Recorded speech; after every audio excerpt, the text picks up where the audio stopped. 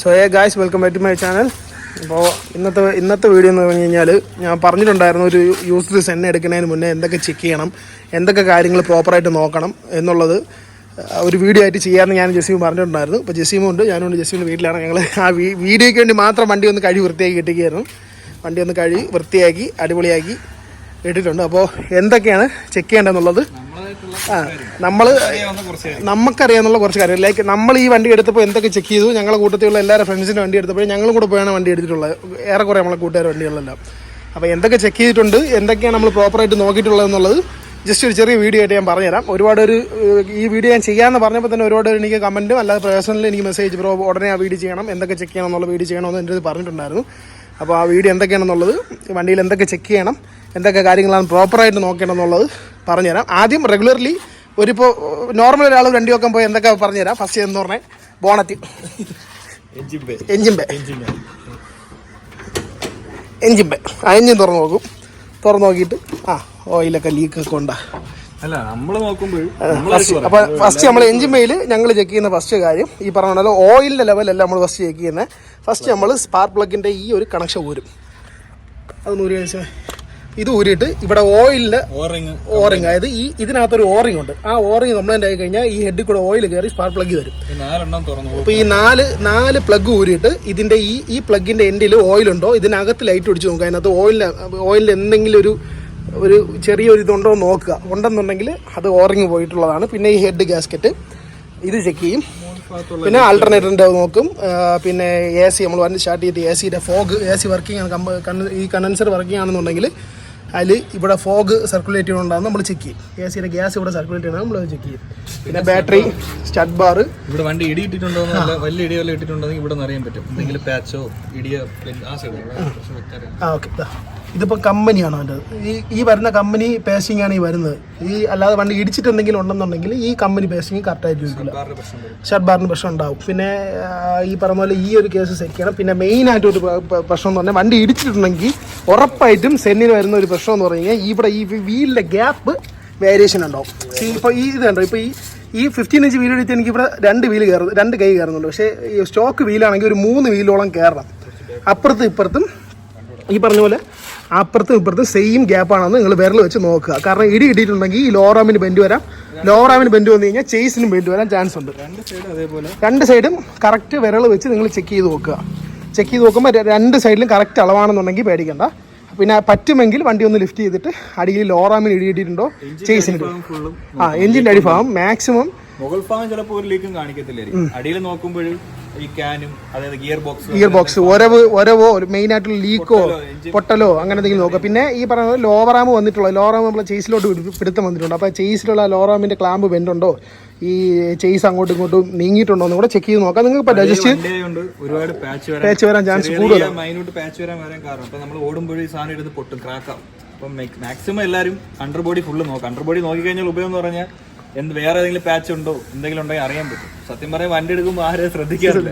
Main ആയിട്ടുള്ള കാര്യം ഈ വണ്ടികൾക്ക് മെയിനായിട്ട് ചെക്ക് ചെയ്യേണ്ട കാര്യം തുരുമ്പെന്ന് പറയുന്ന സാധനം ഈ വണ്ടിയിൽ മെയിനായിട്ട് ചെക്ക് ചെയ്യേണ്ട ഒരു കാര്യമാണ്. സത്യം പറഞ്ഞാൽ അടിഭാഗം മെയിനായിട്ട് നോക്കണം. പറ്റുമെങ്കിൽ ഈ ഡോർ തുറന്നിട്ട് ഈ ഫ്ലോർ മാറ്റ്, ഈ പറഞ്ഞ പോലെ ഈ കമ്പനി ഫ്ലോർ മാറ്റ് വരും. ഈ സാധനം വലിച്ചിളക്കാൻ പറ്റും. വലിച്ചിളക്കി നോക്കിയാൽ ഈ സൈഡിൽ പാച്ച് ഉണ്ടോ. കമ്പനി ഫ്ലോർ മാറ്റ് മാത്രമല്ല, മറ്റേ ഫ്ലോർ മറ്റേ സ്റ്റിക്ക് ഒരു മാറ്റ് ചെയ്യും ഫ്ലോർ മാറ്റ് ചെയ്യും ആഫ്റ്റർ മാർക്കറ്റ്. കമ്പനി മാറ്റ് മാത്രം ഞാൻ ഒട്ടിച്ചിട്ട് പോലുമില്ല, ജസ്റ്റ് ഫ്രീ ആയിട്ട് ഇട്ടേക്കണം. പിന്നെ എല്ലാവർക്കും പറഞ്ഞു തരാണ്, ഈ ഫ്ലോർ മാറ്റ് നമ്മൾ കടയിൽ നിന്ന് നമ്മൾ രണ്ടാമത് ചെയ്യൂല. ഈ ആക്സസറി ഷോപ്പിൽ നിന്ന് ഫ്ലോർ മാറ്റ് ചെയ്യുന്നത് ലൈക്ക് എൻ്റെ പെർസ്പെക്റ്റീവിൽ അത് ചെയ്യുന്നത് മണ്ടത്തിലാണ്. കാര്യം വണ്ടിക്കകത്ത് വെള്ളം ഇറങ്ങി കഴിഞ്ഞ് കഴിഞ്ഞാൽ ഈ മാറ്റിൻ്റെ അടിയിൽ കൂടെ വെള്ളം ഈ ഫ്ലോറിൽ കിടക്കും, തുരുമ്പിൽ കിടക്കും. മീൻസ് ഈ ഫ്ലോറിൽ കിടന്നു കഴിഞ്ഞാൽ പെട്ടെന്ന് തുരുമ്പ് കയറും, അത് ഉണങ്ങി പോകത്തുമില്ല. കാരണം ഈ മുകളിൽ ഉണങ്ങിയാലും ഇതിൻ്റെ അടിയിൽ വെള്ളം നിന്ന് കഴിഞ്ഞാൽ ഈ ഫ്ലോർ മൊത്തം തുരുമ്പടിച്ച് നശിച്ചു. കാരണം എൻ്റെ വണ്ടിക്ക് അങ്ങനെ ഒരു പ്രശ്നം ഉണ്ടായിരുന്നു. ഞാൻ ചെക്ക് ചെയ്ത് നോക്കിയപ്പം ഒരു 3 മാസം മഴയില്ലാതെ ഞാൻ നോക്കിയപ്പോഴും അതിൻ്റെ അടിയിൽ വെള്ളം ഉണ്ടായിരുന്നു. കാരണം അതിന് മുന്നേ ഉള്ള വെള്ളം അതിൻ്റെ അടിയിൽ തന്നെ കെട്ടിക്കിടക്കുകയാണ് ചെയ്തത്. മാക്സിമം ചെക്ക് ചെയ്യുക, ഫ്ലോർ മാറ്റ് ഇളക്കി ചെക്ക് ചെയ്യുക. പിന്നെ ഈ പറഞ്ഞ പോലെ പിന്നെ ഈ PC ബീഡിംഗ് ഒക്കെ നൈസിന് വലിച്ചിളക്കി നോക്കാൻ പറ്റും. തിരിച്ച് നമുക്ക് സെറ്റ് ചെയ്യാന്നുള്ളൂ. അതൊക്കെ ചെക്ക് ചെയ്ത് നോക്കാം. ഇതൊക്കെ എല്ലാവരും ചെയ്യുന്ന കാര്യങ്ങളാണ്. എല്ലാവരും മാക്സിമം അത് നോക്കിയാൽ മതി. പിന്നെ ഈ പറഞ്ഞ പോലെ AC ഇട്ടിട്ട് വണ്ടി ഒന്ന് സ്പീഡിന് ഓടിച്ച് നോക്കുക. അങ്ങനത്തെ റെഗുലർലി എല്ലാവരും ചെയ്യുന്ന കാര്യം. സ്റ്റിയറിംഗ് ടൈറ്റ് വരികയാണെന്നുണ്ടെങ്കിൽ, പവർ സ്റ്റിയറിംഗ് ടൈറ്റ് വരികയാണെന്നുണ്ടെങ്കിൽ അതിൻ്റെ അടിയിൽ ഒരു മോഡ്യൂൾ കാണും. ആ മോഡ്യൂൾ കംപ്ലൈൻ്റ് ആയിരിക്കും. ഇതെല്ലാം നമുക്ക് ചെയ്യാവുന്നതാണ്. പക്ഷേ ഇപ്പോൾ ഒരു പെർഫെക്റ്റ് വണ്ടി എന്ന് പറഞ്ഞ് ഒരാൾ ഒരു റേറ്റ് പറയുമ്പോൾ നമുക്ക് പോയി മൊത്തം ചെക്ക് ചെയ്ത് നോക്കി കഴിഞ്ഞാൽ നമുക്ക് അതിൽ നിന്ന് കുറച്ച് കാര്യങ്ങൾ നമുക്ക് അവരെ പറഞ്ഞ് മനസ്സിലാക്കി നമുക്ക് ഇത്ര പണിയുണ്ട്, കറക്റ്റ് പ്രോപ്പറായിട്ട് ജെന്യൂനായിട്ട് ഇത്ര പണിയുണ്ട് ചേട്ടാ, നമുക്ക് ഇത്ര കുറച്ച് തന്നാൽ നമ്മൾ വണ്ടി എടുക്കാമെന്ന് പറഞ്ഞ് നമുക്ക് സംസാരിച്ച് വണ്ടി എടുക്കാൻ നമുക്ക് പറ്റും. അതാണ് പ്രോപ്പറായിട്ട് നമുക്ക് വണ്ടി നോക്കിയാലോ. പിന്നെ നമ്മളെ കയ്യിൽ നിൽക്കാത്ത പണിയാണെന്നുണ്ടെങ്കിൽ നമ്മൾ എടുക്കേണ്ട ആവശ്യമില്ല, നമുക്കത് അവിടെ കളയാം, അടുത്ത വണ്ടി നോക്കാം. അപ്പോൾ ഈ മെയിനായിട്ട് ഈ പറഞ്ഞ പോലെ എൻജിൻ ബേസ് നോക്കുകയാണെന്നുണ്ടെങ്കിൽ ഈ ലീക്ക് നോക്കുക. ഈ സ്പാർക്ക് പ്ലഗിൻ്റെ ഈ ഒരു അഡാപ്റ്റർ എല്ലാം 4 അഡാപ്റ്റർ ഇളക്കി ലീക്ക് ഉണ്ടോ നോക്കുക. ഓയിൽ ഉണ്ടെന്നുണ്ടെങ്കിൽ സീൽ കിട്ടാൻ കുറച്ച് ബുദ്ധിമുട്ടാണ്, കിട്ടും ഇല്ലെന്നല്ല, പക്ഷേ കുറച്ച് ബുദ്ധിമുട്ടാണ്, അത് ചെക്ക് ചെയ്യുക. പിന്നെ ഈ പറഞ്ഞ പോലെ ഈ പേസ്റ്റിങ് ചെക്ക് ചെയ്യുക. ഈ പറഞ്ഞ പോലെ വീലിൻ്റെ മെയിനായിട്ട് ഈ വീലിൻ്റെ ഈ സൈഡ്, ഈ ബാക്ക് സൈഡ്, ഇവിടെയും അപ്പർ സൈഡും സെയിം ഇടി കിട്ടിയിട്ടുണ്ടെങ്കിൽ എന്തായാലും ലോറാമ അതോട്ട് കയറും, പ്രശ്നം വരും. അപ്പോൾ ഈ ഗ്യാപ്പ് കിട്ടാൻ ചാൻസ് കുറവാണ്. ഈ വിരൽ നോക്കുക, സ്റ്റോക്കിൽ കുറച്ചും കൂടെ 3 വിരൽ കയറാൻ പറ്റും. ഇതിപ്പോൾ എൻ്റെ 15 ആയതുകൊണ്ടാണ് 2 വിരൽ. ഇതേ മെയിൻ അളവ് തന്നെ ആ സൈഡിൽ കിട്ടുന്ന ചെക്ക് ചെയ്ത് ഒരു സൈഡ് വേരിയേഷൻ ഉണ്ടെങ്കിൽ ആ സൈഡ് ലോറാമ ചെറിയ പ്രശ്നം ഉണ്ടാവും, ക്രാക്കോ അങ്ങനെ എന്തെങ്കിലും ഉണ്ടാവും. അപ്പോൾ അത് ചെക്ക് ചെയ്ത് നോക്കുക. പിന്നെ ഇടി കിട്ടിയൊന്നും നോക്കുക, ഈ ഭാഗത്തൊക്കെ നോക്കി ഇത് കറക്റ്റ് ഇതല്ലാന്നുണ്ടെങ്കിൽ ഇവിടെയൊക്കെ ബെൻഡ് കാണും. ഈ സൈഡിലൊക്കെ ഒരു വേരിയേഷൻ ഉണ്ടാവും. ഈ പ്രോപ്പർ അല്ലാന്നുണ്ടെങ്കിൽ എന്തെങ്കിലും ഉണ്ടെങ്കിൽ നമുക്ക് പെട്ടെന്ന് അറിയാൻ പറ്റും. പിന്നെ ഈ പറയുന്ന പോലെ ഹെഡ്ലൈറ്റ് കാര്യങ്ങളൊക്കെ നോർമലി പഴയ വണ്ടികളാണ്, മാറിയിട്ടുണ്ടാവും. ഒരുപാട് സാധനങ്ങൾ, ബമ്പർ അങ്ങനത്തെ സാധനങ്ങൾ ചിലപ്പോൾ മാറിയിട്ടുണ്ടാവും, ചിലപ്പോൾ മാറിയിട്ടുണ്ടാവില്ല. അത് ഓരോ ആൾക്കാർ യൂസ് ചെയ്യുന്ന ഇതുപോലെ ഇരിക്കും. പിന്നെ വെള്ളം, അത് മെയിൻ, അത് എല്ലാ വണ്ടിക്കും ഉള്ളതാണ്. ഇവിടെ ഒരു ലാഞ്ച് ഉണ്ട്, ഇതിനകത്ത് കൂടെയാണ് മഴ പെയ്യുമ്പോൾ ഫ്രണ്ടിൽ ഡാഷിലോട്ട് വെള്ളം ഇറങ്ങുന്നത്. അത് കോമൺ ആണ് കേട്ടോ, സത്യം പറഞ്ഞാൽ സെന്റിന് അത് കോമൺ ആണ്. അത് നമുക്ക് ഒരു 2000-3000 രൂപയ്ക്കകത്ത് നമുക്ക് ഡാഷ് ഇളക്കി ചെയ്ത് കഴിഞ്ഞാൽ ഒരു 3-4 രൂപ മാക്സിമം അതിനകത്ത് നമുക്ക് ചെയ്ത് തീർക്കാന്നുള്ളത്. ജെസ്മിന് വണ്ടി നമ്മൾ റീസെന്റ് ഇപ്പോൾ ചെയ്തുള്ള ആ വീഡിയോ ഞാൻ ഇട്ടിട്ടുണ്ട്, ഡിസ്ക്രിപ്ഷൻ ഞാൻ ഇതിൽ കൊടുത്തിരിക്കാം. ഡിസ്ക്രിപ്ഷനിൽ ഞാൻ വീഡിയോ ലിങ്ക് കൊടുത്തിരിക്കാം കേട്ടോ, ആ ചെയ്തിരിക്കുന്ന വീഡിയോ. അപ്പോൾ പിന്നെ ബാക്കിയുള്ളത് സൈഡ് എല്ലാ ഡോറിൻ്റെതും ബമ്പറിൻ്റെതും ബോണറ്റിൻ്റെതും എല്ലാത്തിൻ്റെയും അലൈൻമെൻറ്റ് ചെക്ക് ചെയ്യുക, അപ്പുറത്തും വേരിയേഷൻ ഉണ്ടോ എന്ന് ചെക്ക് ചെയ്യുക, പ്രോപ്പറായിട്ട് അത് നോക്കുക. പിന്നെ ഈ ഭാഗങ്ങൾ എന്തെങ്കിലും ഇടിയിട്ടിട്ടുണ്ടോ, വേറെ പീസ് വെച്ച് കട്ട കയറ്റി വെച്ചിട്ട് ഇതിന്റെ ക്വാളിറ്റി ഉണ്ടോ, ഇത് രണ്ടാമത് ചെയ്തതല്ല, ഇത് ഇത്രയും വർഷം പഴക്കമുണ്ട്. കണ്ടോ കണ്ടോ, ആരും ശ്രദ്ധിക്കാറില്ല. നമ്മൾ ഓരോ പണി ചെയ്ത് തുടങ്ങുമ്പോഴായിരിക്കും ഈ കാര്യങ്ങളൊക്കെ ശ്രദ്ധിക്കുക. കാരണം ഞങ്ങളൊരു ഫ്രണ്ടിന് ഇങ്ങനെ ചെറിയൊരു, അവൻ അല്ലാതെ പോയി എടുത്ത് അവൻ്റെ ഒരു കാർബറേറ്റർ വണ്ടി എടുത്ത് ചെറിയൊരു പണി കിട്ടിയിട്ടുണ്ട്, അതുകൊണ്ടാണ് പറയുന്നത്. അപ്പോൾ മാക്സിമം ഈ കാര്യങ്ങൾ ചെക്ക് ചെയ്യുക. പിന്നെ മെയിനായിട്ട് വണ്ടിയുടെ അടി തുരുമ്പ് ചെക്ക് ചെയ്യുക, അകത്തും പുറമേയും തുരുമ്പ് ചെയ്യുക. വണ്ടി കൊണ്ട് കുക്കി ലിഫ്റ്റ് കയറി നോക്കാൻ പറ്റില്ല എന്നുണ്ടെങ്കിലും വണ്ടി അടി കയറി മാക്സിമം 2 സൈഡ് നോക്കാം. ഫ്രണ്ട് എഞ്ചിന്റെ അടിയോ നോക്കാം, ബാക്കി 2 സൈഡിലും കയറി നോക്കി തുരുമ്പോ പാച്ച് വല്ലതും ഉണ്ടാകും മെയിനായിട്ട് ശ്രദ്ധിക്കണം. പിന്നെ വേറൊരു കാര്യം, വണ്ടി ഓടിക്കുമ്പോൾ ഈ പറയുന്ന പോലെ 1 കിലോമീറ്റർ 2 കിലോമീറ്റർ വണ്ടി ഓടിച്ചിട്ട് തിരിച്ചു കൊണ്ട് കൊടുക്കരുത്. കട്ടർ റോഡ് ഓടിക്കുക. മാക്സിമം എൻ്റെ അഭിപ്രായത്തിൽ മാക്സിമം ഒരു 10 കിലോമീറ്ററെങ്കിലും വണ്ടി ഓടിക്കുക. ഞാൻ ഓടിക്കും, അതിന് ഇവന്മാരെന്നെ തെറി വിളിക്കാറുണ്ട്. ഞാൻ വണ്ടി, കാരണം കസ്റ്റമറിന് ഇപ്പോൾ ജെസിമിന് വണ്ടി നോക്കാൻ പോയിട്ട് ഞാൻ വണ്ടി നോക്കിയിട്ട് ഞാൻ വണ്ടി എടുത്തുകൊണ്ട് പോകും, 1/2 മണിക്കൂർ കഴിഞ്ഞായിരിക്കും ഞാൻ തിരിച്ചു വരുന്നത്. പക്ഷേ കാര്യം എന്ന് വെച്ചാൽ ഞാൻ കട്ടർ റോഡ് ഓടിച്ച് നോക്കും, ഹൈവേയിൽ ഓടിച്ച് നോക്കും, AC ഇട്ട് വണ്ടി നല്ല ചവിട്ടി താത്ത് ഓടിച്ച് നോക്കും, അല്ലാതെ ഓടിച്ച് നോക്കും. ലൈക്ക് എനിക്ക് ഓക്കെ ആണ്, എൻ്റെ ട്രാൻസ്മിഷനും എഞ്ചിനും ബ്രേക്കിങ്ങും എല്ലാം എനിക്ക് ഓക്കെ ആണെന്നുണ്ടെങ്കിൽ മാത്രമേ ഞാൻ വന്നിട്ട് അളിയാ വണ്ടി കൊള്ളാം എടുക്കാം എന്നുള്ള കേസ് പറയുന്നത്. അതിൻ്റെ കൂട്ടത്തിൽ ജെസിം ഈ വണ്ടിയുടെ ബോഡി വൈസ് എല്ലാം നോക്കുകയും ചെയ്യും. അണ്ടറും തുരുമ്പുണ്ടോ പാച്ചുണ്ടോ എന്നുള്ളത് ജെസിം ചെക്ക് ചെയ്യും. സത്യം പറഞ്ഞാൽ പാച്ച് ഭയങ്കര ഒരു പ്രശ്നമാണ്. കാര്യം എന്ന് വെച്ചാൽ ഈ വണ്ടി കണ്ടോ, ഈ വണ്ടി അതുപോലെ തന്നെയാണ്. ഫ്ലോർ മാറ്റ് ശ്രദ്ധിക്കാതെ ഹോൾ കണ്ടോ, അത് കണ്ട ഇത് മൊത്തം തുരുമ്പാണ്. ഇത് ശ്രദ്ധിക്കാൻ എടുത്ത പ്രശ്നമാണ്. ഇതിനിപ്പോൾ എങ്ങനെ പോയാലും ഒരു 10-4000 രൂപ ഇതിന് ഇനി ഫ്ലോർ മൊത്തം ഫ്ലോറും ചെയ്യണം. സത്യം പറഞ്ഞാൽ മൊത്തം ഫ്ലോറും ഈ ബാക്ക് ഫ്ലോർ, 2 ഫ്ലോർ, ഈ ഫ്ലോർ മൊത്തം പീസ് കട്ട് ചെയ്ത് കയറ്റി, ഇത്രയും വലിയ പീസ് കട്ട് ചെയ്ത് കയറ്റി വേറെ ചെയ്താലേ പറ്റുള്ളൂ. ചാവി എടുത്ത് അവൻ കാണിച്ചു തരും. അപ്പോൾ ഇതൊക്കെയാണ് മെയിനായിട്ട് ചെക്ക് ചെയ്യേണ്ടത്. പിന്നെ ഡിസ്ക് പാഡ് റെഗുലർലി ചെക്ക് ചെയ്യാൻ ഡിസ്ക് പാഡ് എങ്ങനെയാണ്, ഈ റോട്ടറിന് പിന്നെ ഇതൊക്കെ ചെക്ക് ചെയ്യണം. ബ്രേക്ക് കുറവാണെന്നുണ്ടെങ്കിൽ ഇതിൽ സ്ക്രാച്ച് കൂടുതലാണെങ്കിൽ ബ്രേക്ക് കിട്ടില്ല. ഇതൊന്ന് ഇളക്കി ഒന്ന് പോളിഷ് ചെയ്യണം, അല്ലെങ്കിൽ ഇത് റീപ്ലേസ് ചെയ്യേണ്ടി വരും ഈ റോട്ടർ. അപ്പോൾ അത് ചെക്ക് ചെയ്യുക. പിന്നെ ഓയിലിൻ്റെ കേസൊക്കെ പിന്നെ എല്ലാവരും നോക്കുന്ന കാര്യങ്ങളാണ്. ഈ ഡിപ്സ്റ്റിക്കുകളൊക്കെ ഓയിലിൻ്റെ ലെവൽ നോക്കുന്ന കാര്യങ്ങളൊക്കെ എല്ലാവരും നോക്കുന്നതാണ്. പിന്നെ വണ്ടി സ്റ്റാർട്ടാകുമ്പോൾ ഫസ്റ്റ് നിങ്ങൾ വണ്ടി എടുക്കുമ്പോൾ സ്റ്റാർട്ടിങ് നോക്കുക. സ്റ്റാർട്ടിങ് ഒരു 2 സെക്കൻഡ് 3 സെക്കൻഡ് കൂടുതൽ എടുക്കണമെന്നുണ്ടെങ്കിൽ ഒന്നീ സ്റ്റാർട്ടർ കംപ്ലൈൻ്റ് ആയിരിക്കും, അല്ലെങ്കിൽ എഞ്ചിന് പണി വരാൻ ചാൻസ് ഉണ്ട്, അല്ലെങ്കിൽ ഈ ഓറിങ് എന്തെങ്കിലും പ്രശ്നമായിട്ടോ, അല്ലെങ്കിൽ ഈ ഡിസ്ട്രിബ്യൂട്ടർ അളവ് ഇരുന്നിട്ടോ ഡിസ്ട്രിബ്യൂട്ടറിൻ്റെ നെട്ടോ ബോട്ടോ ലൂസ് ആയാലും അങ്ങനെ വരാം. പിന്നെ ഓവർ ഹീറ്റ് ഉണ്ടാവും നോക്കുക. ഓവർ ഹീറ്റ് അതാണ് പറഞ്ഞത്. മാക്സിമം എൻ്റെ അഭിപ്രായത്തിൽ നിങ്ങളൊരു വണ്ടി എടുക്കുമ്പോൾ ഇതെല്ലാം ചെക്ക് ചെയ്തതിന് ശേഷം ഓടിക്കാൻ പോകുമ്പോൾ 7,000 രൂപ അടുപ്പിച്ച് 5 രൂപ സംതിങ് 5-6 സംതിങ്ങിന് ഒന്ന് ക്ലച്ച് വരും. അപ്പോൾ എല്ലാം ടെസ്റ്റ് ചെയ്ത് നോക്കാം. മാക്സിമം വണ്ടി ആദ്യം കാണുമ്പോൾ തന്നെ മൊത്തം ചെക്ക് ചെയ്തതിന് ശേഷം മിനിമം ഒരു 10 കിലോമീറ്ററെങ്കിലും ഓടിച്ച് നോക്കണമെന്നാണ് എൻ്റെ അഭിപ്രായം.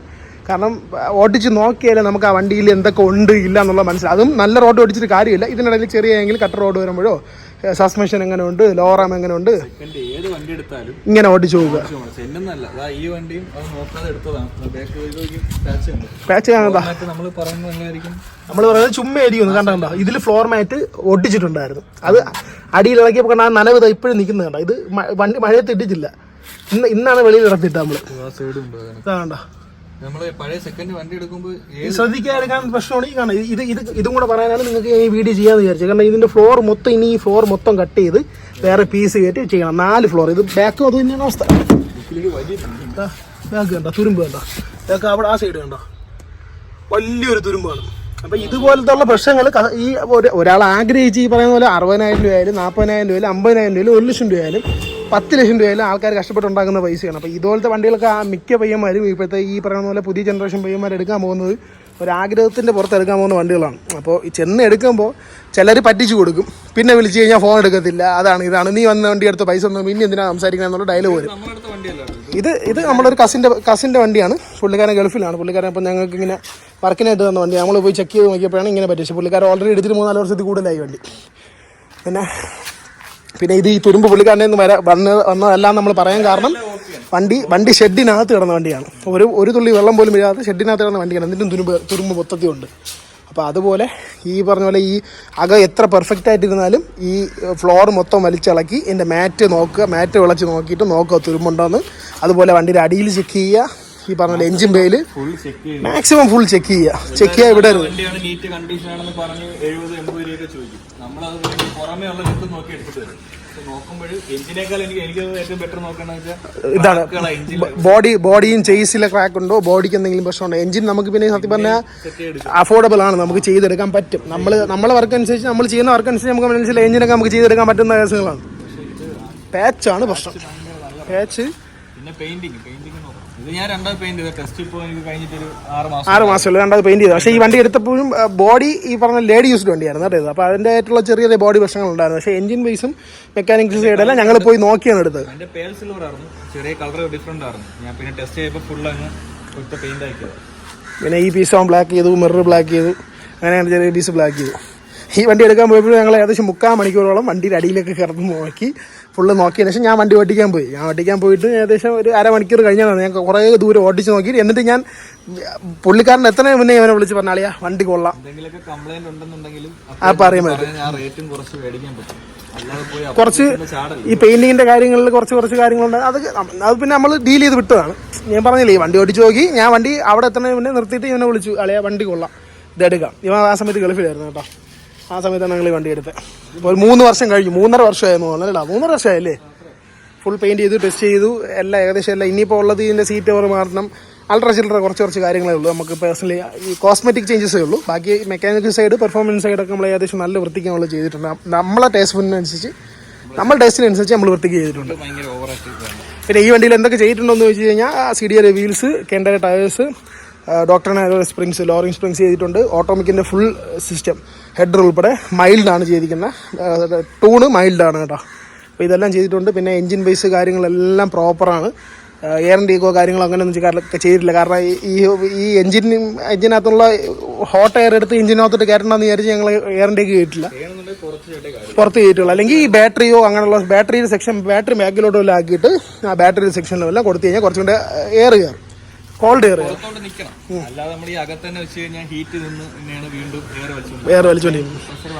നമ്മൾ മനുഷ്യന്മാരെ പോലെ തന്നെയാണ്. ചൂട് എയർ കയറി കഴിഞ്ഞാൽ നമുക്ക് ശ്വസിക്കാൻ പാടായിരിക്കും. അതുപോലെ തന്നെ വണ്ടിക്കും കോൾഡ് എയർ ആണ് ഏറ്റവും നല്ലത്. വണ്ടിക്ക് ഒരു ഹെഡ്ലൈറ്റ് ഡിലീറ്റ് ചെയ്യാം. പിന്നെ i20 ബമ്പർ ലിപ്പാണ് കേട്ടോ. i20 ബമ്പർ ലിപ്പ്, വാഗണറിന്റെ സൈഡ് സ്കേർട്ട്. അത്ര തന്നെ. ഞങ്ങൾ ഈ പറഞ്ഞ പോലെ ആഴ്ചയൊരിക്കൽ എടുത്ത് വെളിയിട്ട് പൊളിക്കുന്നതല്ല ജസീം. ഇവനിപ്പോൾ ഡെയിലി ഈ വണ്ടിയേ ഉള്ളൂ. വീട്ടുകാരായിട്ട് പുറത്ത് പോകാനാണെങ്കിലും അവൻ്റെ കാര്യത്തിനായാലും ഇന്നും പോയിട്ട് വന്നാൽ മെഡിക്കൽ കോളേജിലും കാര്യങ്ങളൊരു എങ്ങനെ 100 കിലോമീറ്റർ ഓടി എന്ന് 100 മുകളിൽ നിന്ന് ഓടിയിട്ടാണ് കൊണ്ടുവരണം. കാരണം ഇവൻ്റെ സർവീസ് മാസത്തിൽ 2 പ്രാവശ്യം കാണും. അത് 5000-ലാണ് ഇവൻ സർവീസ് ചെയ്യുന്നത്. 7500 പറഞ്ഞാലും 5000 ചെയ്യും. പക്ഷേ അത്രയും നല്ലപോലെ നോക്കിക്കഴിഞ്ഞാൽ ഈ വണ്ടികൾ അടിപൊളിയായിട്ട് വീട്ടിൽ കിടക്കും. കാരണം ഇത്രയും നാളായിട്ടും ഞങ്ങൾക്ക് മേജറായിട്ടുള്ള ഒരു പ്രശ്നം ഈ വണ്ടിയിൽ വന്നിട്ടില്ല. ഇനി വന്നാലും ഞങ്ങൾക്ക് ചെയ്യാവുന്നതേ ഉള്ളൂ. പേടി നമുക്ക് അങ്ങനെ എന്തൊക്കെ വന്നാൽ എന്തൊക്കെ ചെയ്യാം മനസ്സിലാക്കാൻ പറ്റും. പിന്നെ ഒരുപാട് ചോദിക്കുന്നു വണ്ടിക്ക് മിസ്സിങ് വരുന്നത് എന്തുകൊണ്ടാണ്, വലിവ് കുറവാണ് എന്താണെന്നൊക്കെ ചോദിച്ചു കഴിഞ്ഞാൽ ഇത് പറഞ്ഞാൽ ഈ സ്പാർക്ക് പ്ലഗ് ഇളക്കുമ്പോൾ അവിടെ ലീക്ക് ഉണ്ടോ എന്ന് നോക്കുക, സ്പാർക്ക് പ്ലഗ് റീപ്ലേസ് ചെയ്യുക, എയർ ഫിൽറ്റർ റീഫിറ്റ് ചെയ്യുക, ത്രോട്ടിൽ ബോഡി ക്ലീൻ ചെയ്തൊക്കെ കഴിഞ്ഞാൽ ഈ വലിവും ഒരാൾ ചോദിച്ചിട്ടുണ്ടായിരുന്നു ആ ബ്രോയ്ക്ക് വേണ്ടിയിട്ട് പൊല്യൂഷൻ കിട്ടാത്തതിന്റെ പ്രശ്നം എന്ന് പറഞ്ഞു കഴിഞ്ഞാൽ ഓയിലും എല്ലാം മാറിയതിനു ശേഷം പൊല്യൂഷൻ കിട്ടുന്നില്ല എന്ന് പറഞ്ഞു. വേറെ ഒന്നുമില്ല, സ്റ്റോക്കിൽ ഫുൾ എക്സോസ്റ്റ് ഇളക്കുക, ഫുള്ള് വാഷ് ചെയ്യുക, ക്ലീൻ ആക്കി അതിനകത്തുള്ള വേസ്റ്റ് മൊത്തം കളയാം. അതാണ് ആനന്ദ് ബ്രോ സൈക്കിളോട്ടർ വേണ്ട. അപ്പം എക്സോസ്റ്റ് ഫുള്ള് ഇളക്കി ക്ലീൻ ചെയ്യാം, മൊത്തം കഴുകിയിട്ട് തിരിച്ച് കയറ്റുക, എന്നിട്ട് പോവാം. പോലീസ് ഉറപ്പായിട്ട് കിട്ടും, കൺഫേം ആണ് കിട്ടും. ഓയിൽ ഫിൽറ്ററും എയർ ഫിൽറ്റർ ഓയിലും സ്പാർക്ക് പ്ലഗും നോക്കുക.